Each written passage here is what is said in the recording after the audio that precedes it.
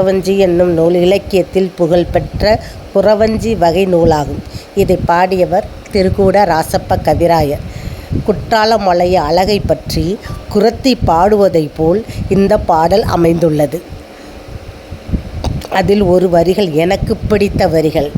வானரங்கள் கனி கொடுத்து மந்தியோடு கொஞ்சும், மந்தி சின்னு கனிகளுக்கு வான்கவிகள் கெஞ்சும், கானவர்கள் விழியெறிந்து வானவரை அழைப்பர், கவனசித்தர் வந்து வந்து காயசித்தை விளைப்பர் அப்படின்னு சொல்லிட்டு இந்த பாடல் வரிகள் இருக்குது.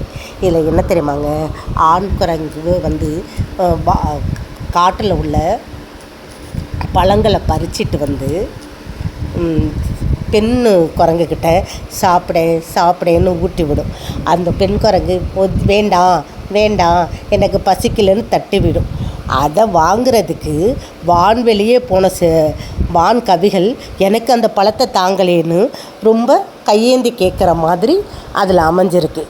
அப்புறம் நிறைய பேர் சித்தர்கள் வந்து அந்த மலையில் வந்து தவம் செஞ்சதாகவும் வந்து நிறைய பேர்த்துக்கு வந்து நோயை தீர்க்கிறவராகவும் இருந்திருக்காங்க. அதையும் அந்த குறத்தி அழகாக பாடியிருக்கா. அப்புறம் இன்னும் ஒரு வரி இருக்குங்க, எனக்கு ரொம்ப பிடிச்ச வரி. வந்து குற்றாலம் மலையிலேருந்து விழ அருவியோட தண்ணி அப்படியே தெளித்து வானத்தில் வந்து சூரிய பகவான் போயிட்டுருக்காரு. அந்த தேர்காலில் பட்டு அந்த தேர்காலே நழுவுதான். அப்படிப்பட்ட பழமை வாய்ந்த புகழ் வாய்ந்த மலை எங்கள் குற்றால மலை. அங்கே வந்து குற்றாலமலையில் குற்றாலநாதர் கோவில் இருக்குது, பழமை வாய்ந்ததுன்னு வசந்தவல்லிக்கிட்ட ஒரு குறத்தி சொல்கிறா.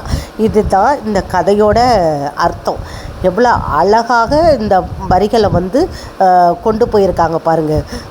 ஆனால் குறத்தி வந்து அந்த எவ்வளோ முக்கியத்துவம் குறவர் குலத்திற்கு கொடுத்துருக்காருன்னு பார்த்தேங்க.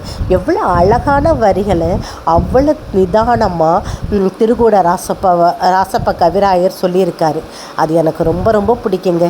ஆனால் நீங்கள் தனிமையில் உட்காந்து இந்த பாட்டை கேட்டு பாருங்களேன், உங்களுக்கு அவ்வளோ ஹாப்பியாக இருக்கும். ஏன்னா நான் அடிக்கடி வந்து தனிமையில் இருக்கும்போது குற்றால குறவஞ்சி வரிகளை படிப்பேன். அப்புறம் வந்து வள்ளி குறத்தி நாடகம் படிப்பேன். நாடகங்கள்லாம் படித்து பாருங்கள்.